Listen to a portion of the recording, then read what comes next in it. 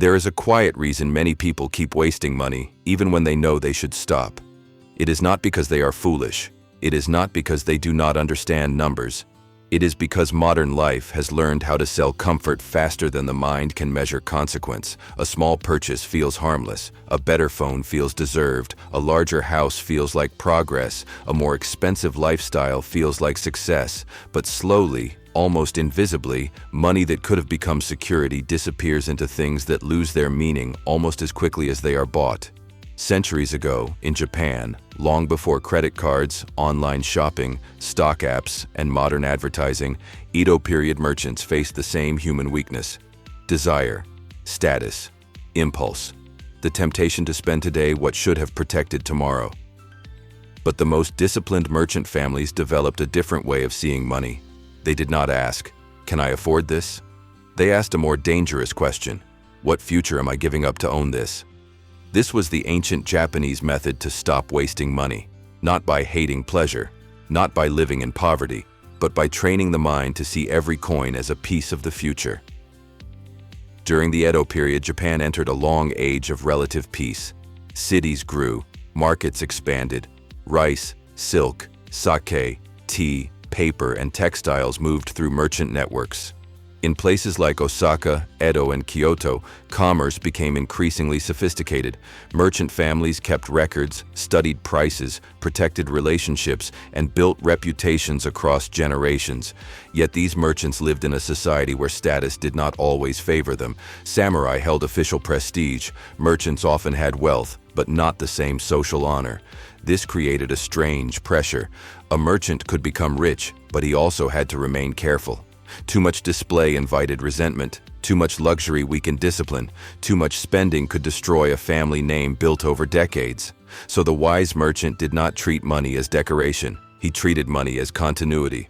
A coin was not just a coin. It was inventory for next season. It was rice during a poor harvest. It was a daughter's marriage arrangement. It was a son's apprenticeship. It was a storehouse repaired before the rains. It was a family business surviving when others collapsed. This way of thinking created a powerful principle: money must serve the house before it serves the ego. In Japanese merchant families, the house was not only a building. It represented the family line, the business name, the reputation, the employees, the customers, and the future heirs who would inherit either discipline or disorder. A foolish man spent to be seen. A disciplined merchant spent to remain standing. That difference still matters today. Modern consumer culture teaches people to confuse visibility with success.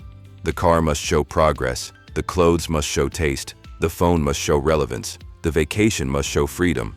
But often, what looks like success from the outside is simply future income already spent. The Edo merchant understood something modern financial psychology now confirms. Humans are not naturally good at measuring delayed consequences. We feel the pleasure of buying immediately, but we feel the cost slowly. The brain rewards the purchase now, while the sacrifice hides in the future. This is why people underestimate small repeated expenses. One purchase does not destroy wealth, but repeated unconscious spending quietly steals the capital that could have compounded. A single coin wasted is small. A habit of wasting coins is a destiny. The ancient Japanese answer was not emotional motivation, it was structure. Merchants kept ledgers. They recorded what came in, what went out, what was owed, what was stored, and what must be preserved. These records were not just accounting tools, they were mirrors. They revealed whether the family was becoming stronger or weaker, because waste becomes harder to defend when it is written down. A man can lie to himself in his mind, but a ledger is patient. It remembers everything. Today, this lesson is more important than ever. Most people do not fail financially because of one dramatic mistake.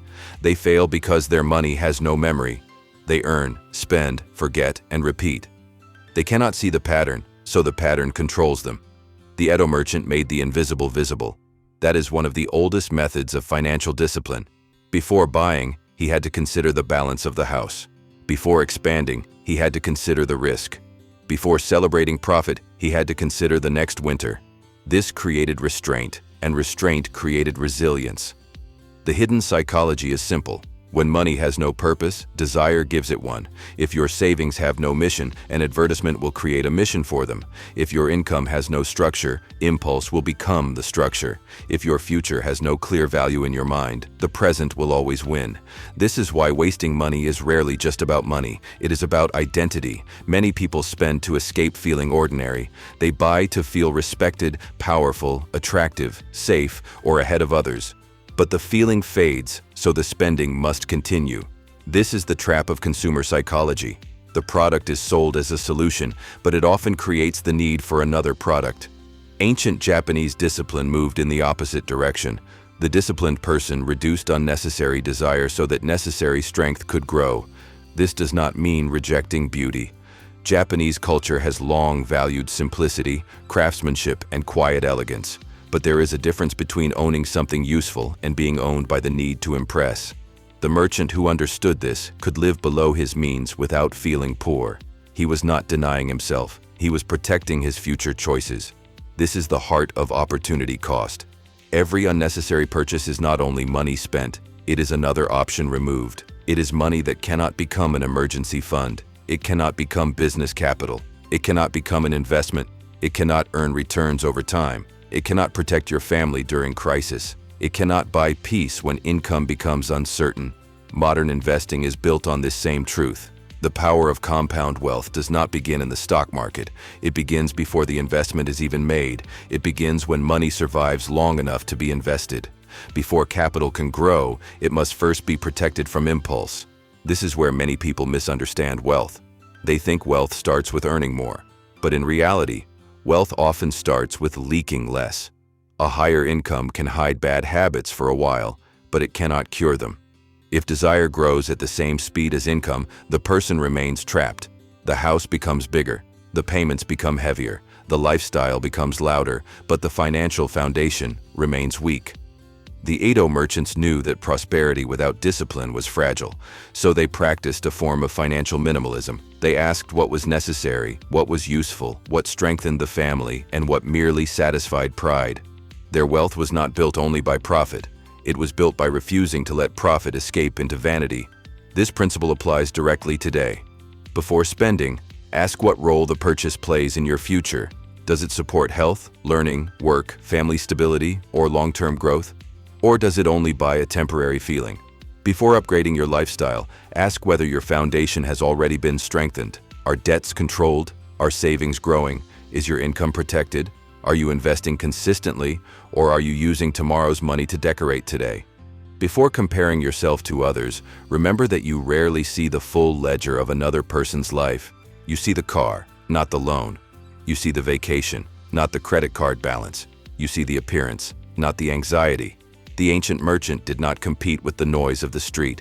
He competed with the weakness inside himself. That is the quiet battle of money. Not against the market, not against the economy, not against other people, but against the part of the mind that wants comfort now and consequence later. Common modern mistakes come from ignoring this battle.